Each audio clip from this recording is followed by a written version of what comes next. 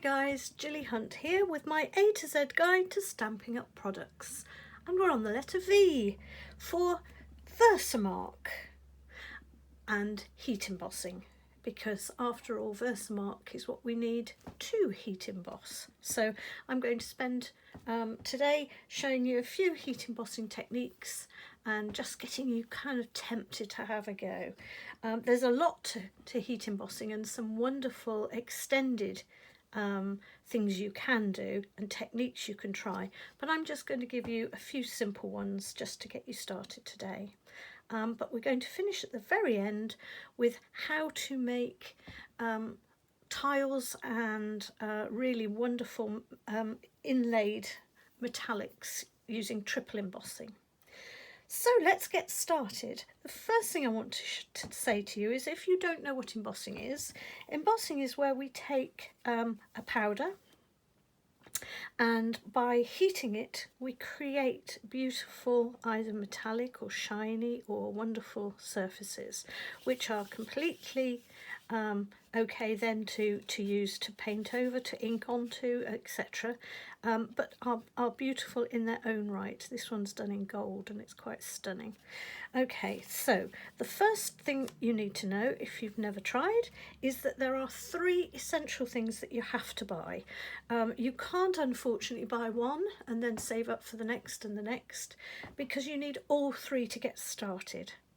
Okay, so go to my shop please, because that helps me to continue to do all these videos. The more you shop, the more chance I have to do the videos. So please shop with me, however many W's, gillyhunt.com. So these are the three things you will need. You will need some Versamark ink, and it's a watermark stamp pad. Which is similar to an ink pad, except that when you open it inside, it's treated with a sort of tacky solution, which is, I'm not entirely sure what this one's made of, but previous watermark ones are made with glycerin and all sorts of things to give it a tacky, long-lasting tacky wetness, so that once you use the Versamark, it stays tacky for a while, long enough for you to use the powder. And you will need some embossing powder, and we sell several colours of this. I'll show you those in the catalogue in a moment, and then you'll be able to see them. So you'll need a pot of powder, a Versamark ink pad, and you will need a heat gun. This is our Stampin' Up one. It has two settings, so you can have it on very hot or not quite so hot, and this is what you're going to need to heat emboss. So let's just show you where those are to be found in the catalogue. So if you have a paper catalogue, it's on 146, and it's the first three items on that page: the Stampin' Emboss powder, the heat tool, and the Versamark pad. You can also buy a Versamark refill, so you can refill your pad when it's no longer sticky with some more sticky stuff if you want to, and I suggest that you don't necessarily need to buy that right at the beginning, but it is useful to have so that you can carry on heat embossing to your heart's content. And here it tells us that we have available white, clear, gold or silver embossing powders, and I'll show you what they do in a moment. So let's get started. Let's show you pure and simply how to heat emboss. But before I do that, I want to just introduce you to a couple of things that I have that I use as kind of extra accessories. So once you've bought those three items, I suggest you save up your takeaway containers, and that when you've got your powder, when it comes in a little tiny tub. Now you can use it from the tub and you can pour the residue powder back into the tub, but I like to put mine into tubs like this so that so that you can dip things in and move it within this without it going all over the place. So I always put mine into these. But if you've got limited storage, don't worry, you can always keep it in its little tiny containers and just pour it back in. Now, if you do keep it in its little containers, I am going to suggest that you take one of our larger stamp cases as the storage container, because they fit amazingly brilliantly, just exactly the right size to go in one of those. So for storage, that's a brilliant way of storing them all. Okay, oh, I'm going to need that one, I better not put it away. Okay, so that would be my suggestion. And then I have some very weird little collection of things here. I have an embossing buddy, which we no longer sell, sadly. And it's a little cushion full of tailor's chalk, or something similar to a tailor's chalk. Now you can use a pair of old tights stuffed with talcum powder. You can use tailor's chalk if you're a sewing person, and just pop it into a little material bag, a little muslin bag or something. Or you can use a dried out baby wipe, or a tumble dry sheet that's gone dried out too. And this is just, we use this to clean the area that we're going to emboss on, to get rid of any static, and also to get rid of any greasy finger marks, because after all, the powder is going to stick to anything which is greasy, sticky, oily, and so these are really helpful in getting rid of that oily stickiness. Okay. The other things I have are a selection of items, so that depending on what projects I'm doing, I don't use them for every project, I can either clip it in and hold the paper in place whilst I'm using the heat gun, because I don't want to heat gun my fingers.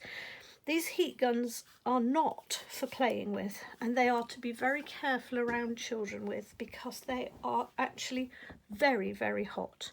It's not like a flame gun, you don't get a flame, but the heat that comes off is exactly the same as a flame.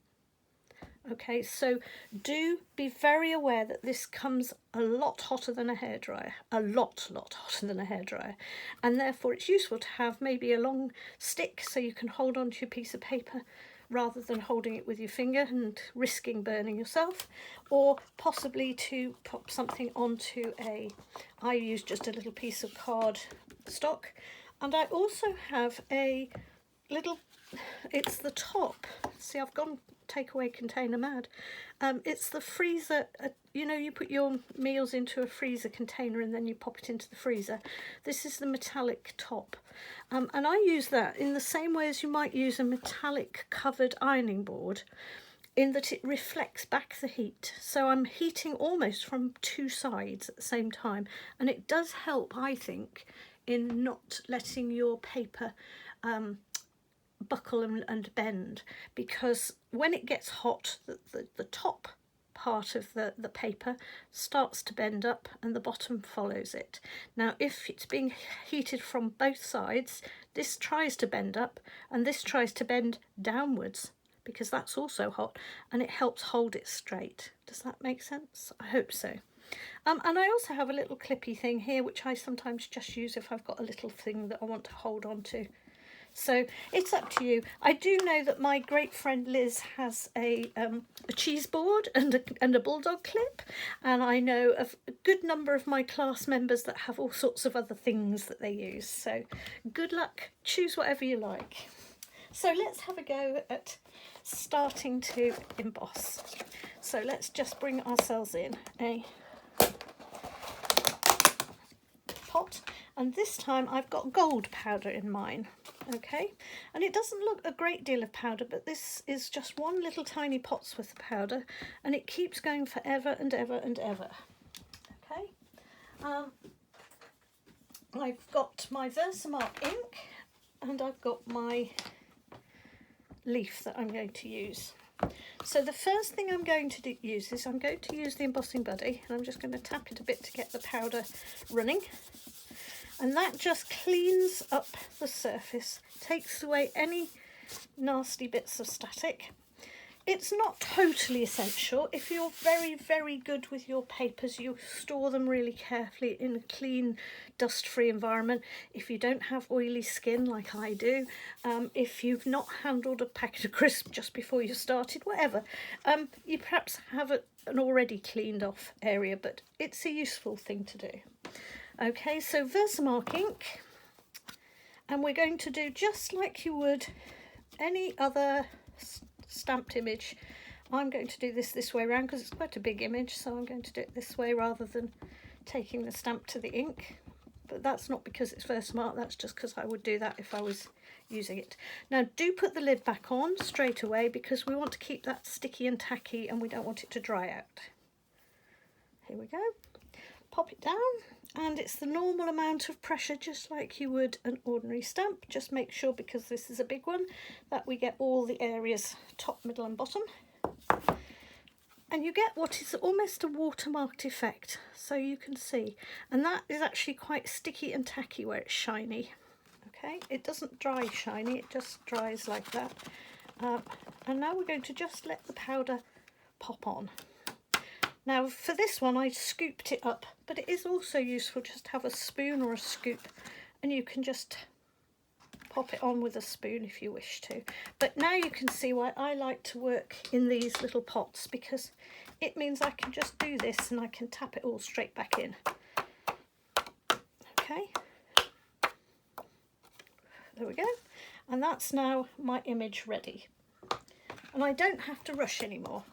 It's always helpful to rush between putting your tacky on and getting the powder on, because that way the powder will stick. Once the powder is stuck, that actually could be left overnight, even up to a couple of days, without heat gunning it. But what will happen is if you knock it, then the powder will rub off. So if you're doing, let's say, a Christmas project, I sometimes do use a bit of embossing at Christmas. I might do a whole row of them, get them covered in the powder and then line them up on my desk. But then I have to be very careful not to knock into them. Okay, so there we go. That's the first one. And we're now going to heat this gun up before we use it. So let me just do this, and I'm sorry if this is very loud, I'll try and talk over the top. We're heating it up because what we want is we want the hottest, quickest melt, because in a moment this heat is going to melt those powders, a little bit like turning them into molten glass. Okay, but we don't want to do it slowly because we want it to do quite quickly. So that's nicely warmed up now. I'm going to bring in my little, oops, I'm just dropping everything all over the place. I'm going to bring in my little pad and I'm going to just catch it onto there. Okay, and I'm now going to just focus it on one end. Okay, and you will see it miraculously change, and it doesn't matter how many times I do this, I find it very exciting watching the powder melt. Look how amazing is that! Up it goes to the very top, and there we go. That is our wonderful, magical powder, which has now turned into the most wonderful, lustrous, shiny, wonderful metallic. Isn't that amazing? Look at the sheen and the shine on that. And it's totally dry, still quite warm, but it's totally dry and totally set. Okay, and ready for you to mount up and make into the most glorious, beautiful card. So that's how we do heat embossing at its most simple level.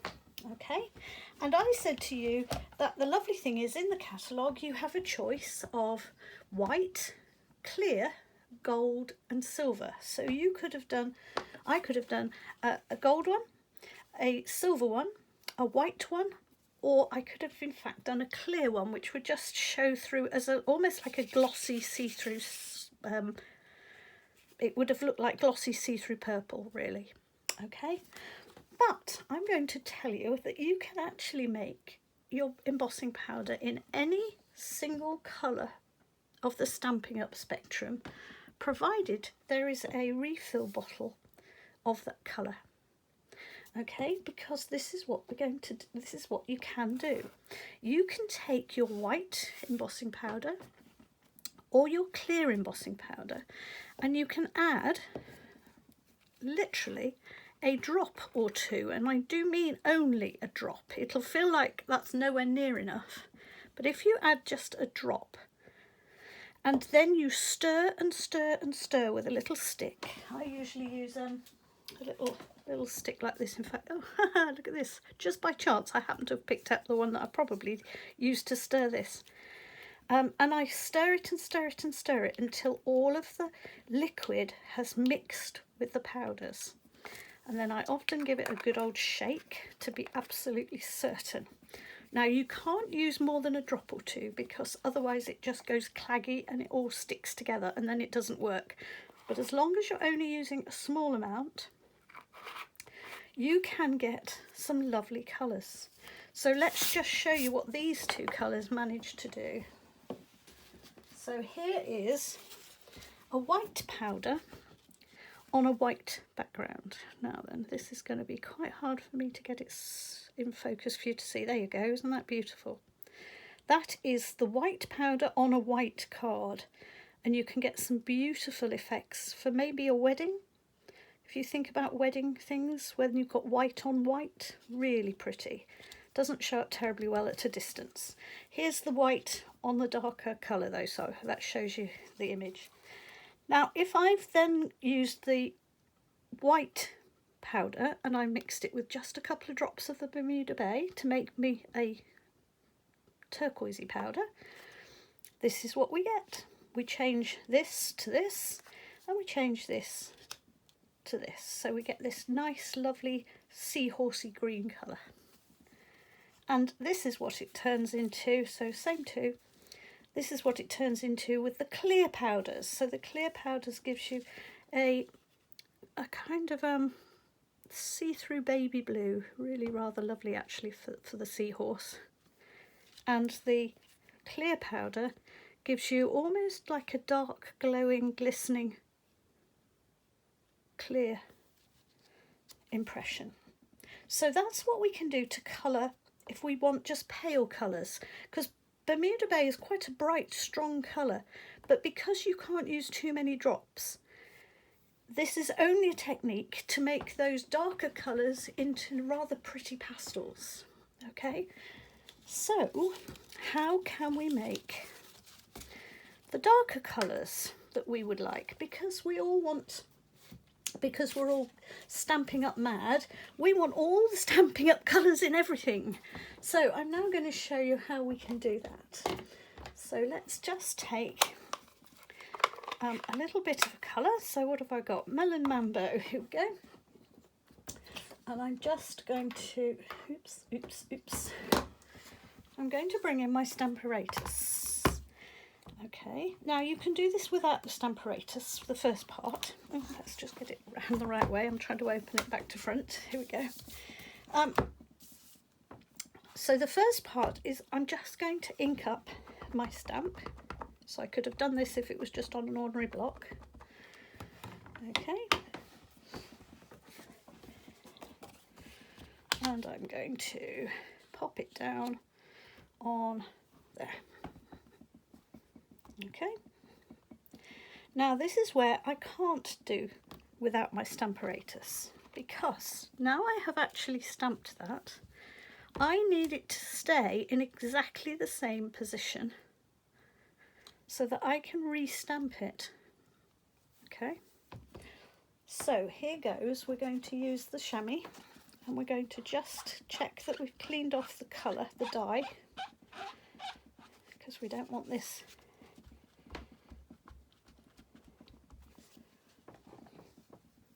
and now we're going to use some Versamark. So we're going to cover the stamp with Versamark, and because we haven't moved it and because it's on the Stamparatus, we know that this is going to stamp in exactly the same place as our image.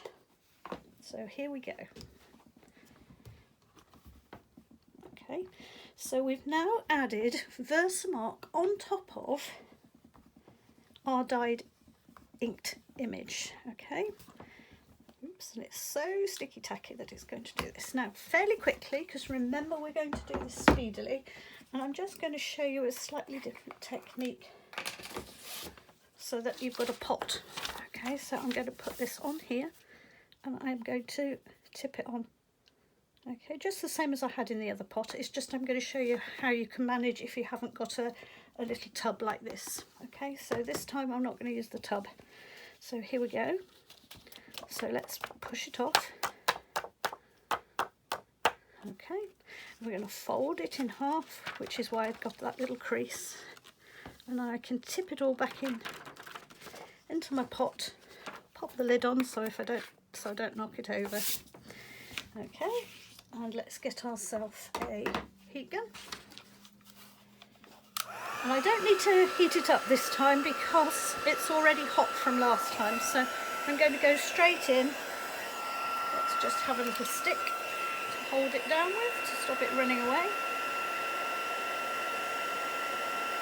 And watch what will happen this time is it will start to go beautiful, clear and shiny.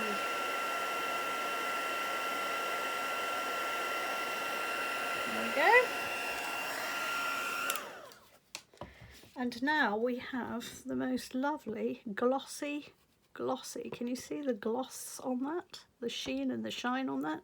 Glossy clear powder on top of the colour so that it looks as if we have used a coloured embossing powder. Okay, so that's two different ways of doing it. Now this way we can also do some other slightly more clever, more subtle things, so we can do that beautiful bright thing. But I'm going to go again. I'm going to grab back my same image, but this time I'm going to put this the other way up rather than waste paper, so we'll put one on each side. This time I'm going to just clean it off because at the moment it's got Versamark all over it. We don't want the Versamark on it. Okay. And that's just ordinary water. And now I'm going to use a little bit of yellow and a little bit of Mango Melody, and I'm going to use the Melon Mambo again, which I'm just going to kind of keep. Where can we put these? Here we go. We'll just try and squeeze them all on so you can see them. Okay, and I've got some little daubers, one for each. So I'm going to start with the Daffodil Delight, and I don't like doing this because I usually do it onto in fact I am going to do it my usual way. I normally do it onto a little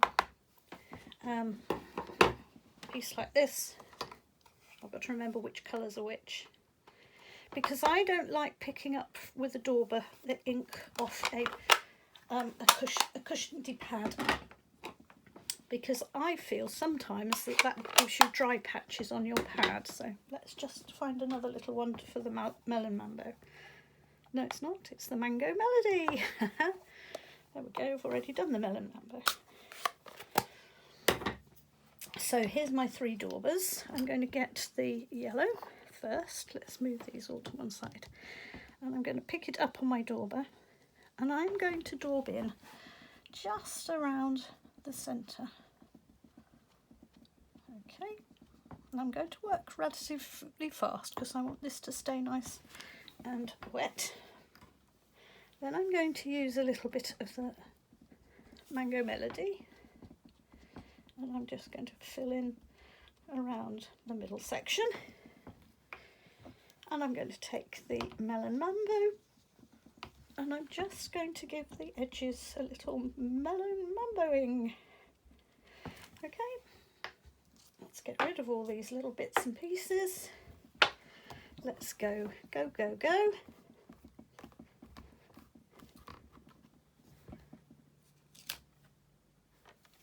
So now that didn't work terribly well in the middle. I want a little bit more melon mango around this piece here, I think, and a little bit more of the yellow. Let's just give that, and this is the lovely thing with the Stamparatus. I can go back in and I can just add a bit of colour into that. That's better, that's nicer. Okay, so I've now got a bit more of a mixed colour range across. Let's take that out of the way and bring back the clear powder. Pop it on, cover it with powder, give it a little flick just to make sure all the little bits are out of the way.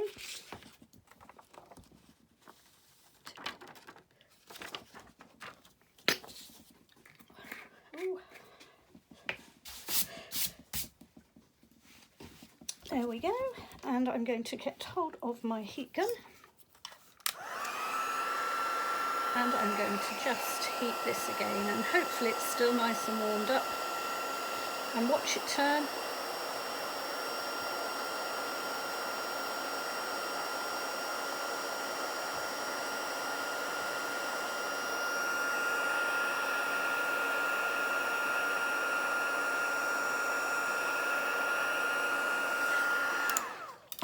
There you go, and we now have a shiny version of both the mixed colours and the other.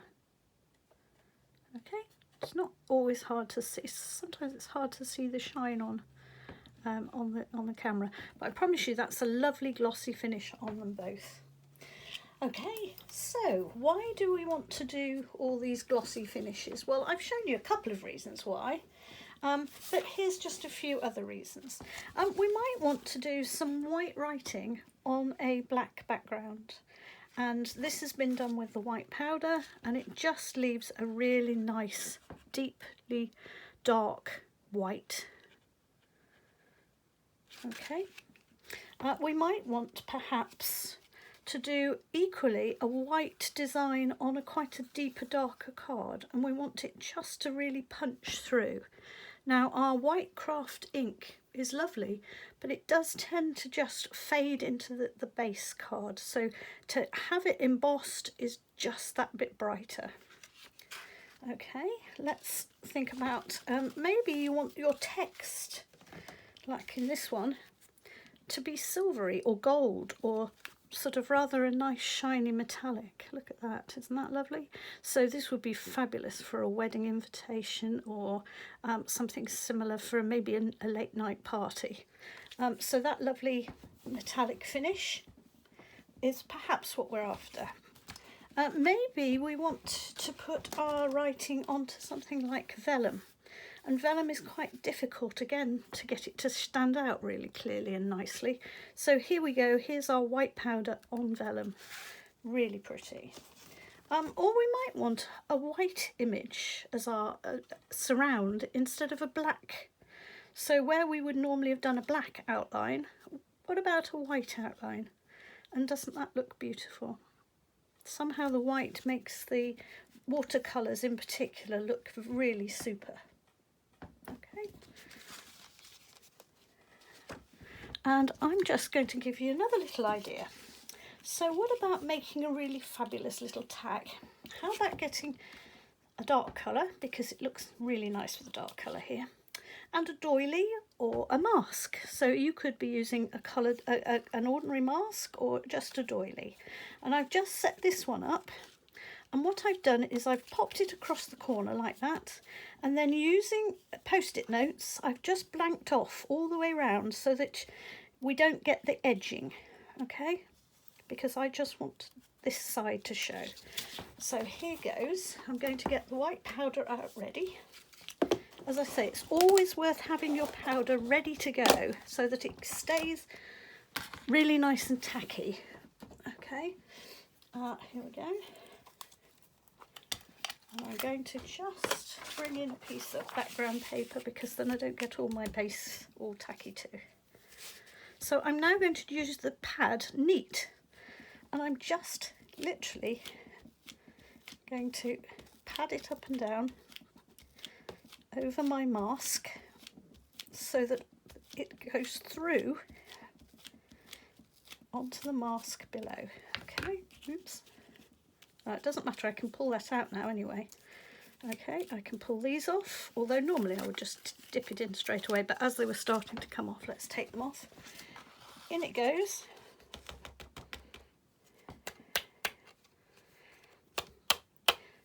Now, here is another little lesson for us. So we've added the powder and we've got some little waifs and strays, I'm going to call them. And that's because we didn't use the little buddy, okay? And that's why it's important to use the buddy. I haven't been using him because I just wanted to get on quickly.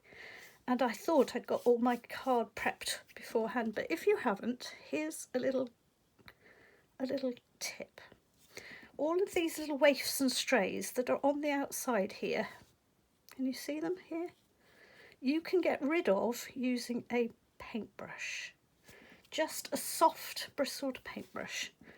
Okay, minding that you don't knock into the pattern itself, but just catching the edges. I'm going to just take the edge a little bit off that one. There we go.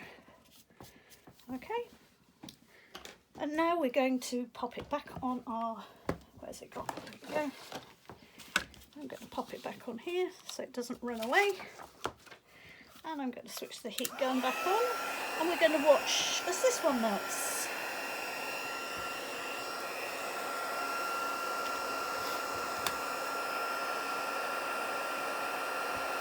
And this one is a white embossing powder. So this, what looked like rather a dull grey powder, is now going to turn into a wonderful sparkly white image. There we go.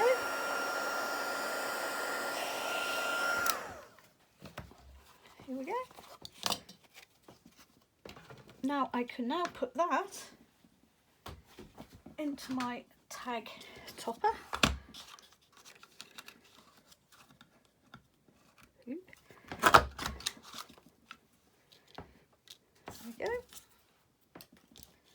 And I might even do the corners.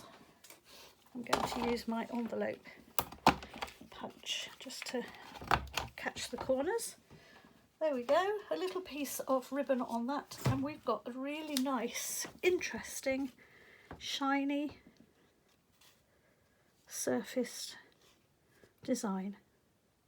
Okay, and last but not least, I'm going to show you how to triple emboss. Okay, now this will create for you lovely, what look like almost metal tiles. Okay, I'll show you in a moment. When this arrives, the powder, it comes in a little tray like this. So the container is inside here. I don't know why they do it in a big tray like this, but I'm quite grateful because this card is the perfect type of card for using for this technique.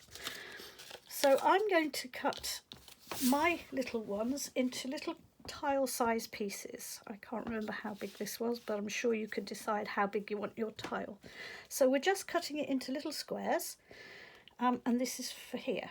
I'm now going to, I'm sorry, I'm just trying to get rid of all sorts of stuff and bring in the right stuff. I'm now going to get some silver. I'm trying to think whether we've used silver or not. No, I don't think we have. We've used the gold and we've used the white and we've used the clear. So here we go, here's the silver. And I'm going to bring back the Versamark. Now, just a little point for you. The Versamark itself comes really white when you first open it. Now, by the time you've used it quite a bit, look, it ends up a dirty kind of mucky brown, or it may even end up another colour. But that's because little bits of dye-based inks are picked up by it. You do want to try not to get it really mucky if you can, but it's not the end of the world if you do. So don't worry, it works just as well. So let's get ourselves a background piece of paper and put our little tile on it. So let's get rid of that for a minute. And all I'm going to do is this. I'm going to get this covered in Versamark. And I'm going to stick it in here, and I'm going to try not to get too mucky. Okay, just make sure all of the corners have got powder on. And we're then going to just take this to one side because I don't want to heat that up by mistake. And put these to one side likewise. And I'm going to grab my little spiky thing to hold it on with. And we're going to melt the powder.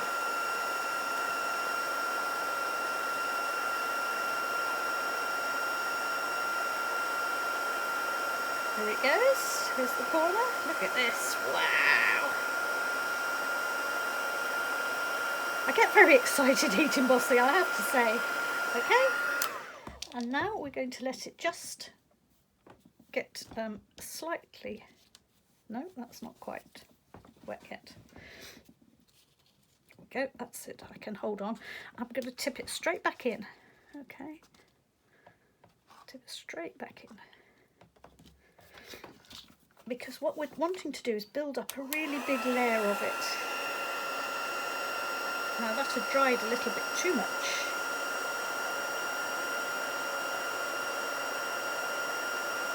So some of the powder shot off, but it's not a problem. As long as you've got it on a piece of paper, you can stick it back in. So we can stick the powder back in, and we can, in fact, we can stick this back in too. Let's get our spoon, and we're going to spoon a whole load more on top so this sticks. Woohoo! It's always good fun, this. I love this technique. Okay, and we're going to have another go.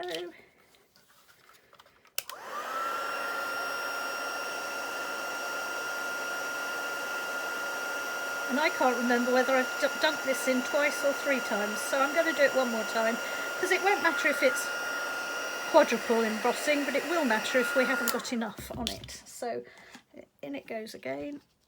Ouch, ouch, ouch. That's quite hot still, so do mind your fingers.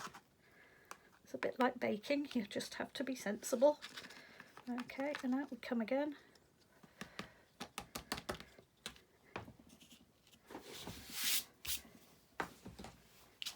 Hold on one more time.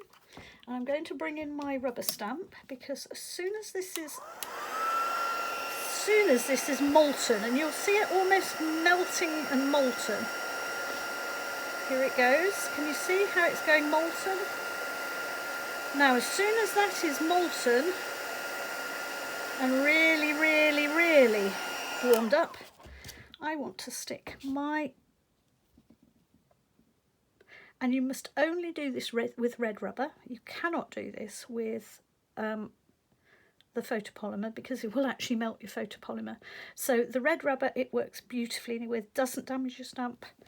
And you hold it in place until it's nicely dried. Now, can you see what's happened here? Ooh. Here we now have what looks like a metallic tile with an impressed image. Isn't that beautiful? Now, if you don't like it, here's the brilliant thing. Okay, so if you didn't like it, if you think, well, I haven't got it quite where I want it, I haven't got how I want it, you can dip it back into the powder. If it's already totally dry, totally cold, you can add some more Versamark just to make it tacky again. Okay, it's a really wonderful kind of experimental plaything, this. You can add more embossing powder. And the fabulous thing is here, watch what's happening in a moment. As it melts, not only does it melt into it, but it actually totally and utterly loses your image, because it turns into another piece of molten. So I can go again in a different angle, and I can try again. So if I wasn't happy with it, although I was actually, okay, it was quite nice. Okay, there we go. And we've got yet another embossed, lovely, or debossed, not embossed, because this time it's sunk into it. Okay, and you can then mount it up, make it look really beautiful, like that. So there's just a few simple ideas to have a go at with Versamark and embossing powders and your wonderful heat gun. So run off to my shop, buy those things and have fun. But the biggest thing with embossing is just have fun. It's a great thing to play with. You can add sparkly powders and glitters and all kinds of things. You can embed things into the molten. I've done them before when I've embedded beads in, tiny little beads into it, little pieces of shards of ribbon, all kinds of things. So have fun, have a play and enjoy your crafting. Thanks very much. Bye bye.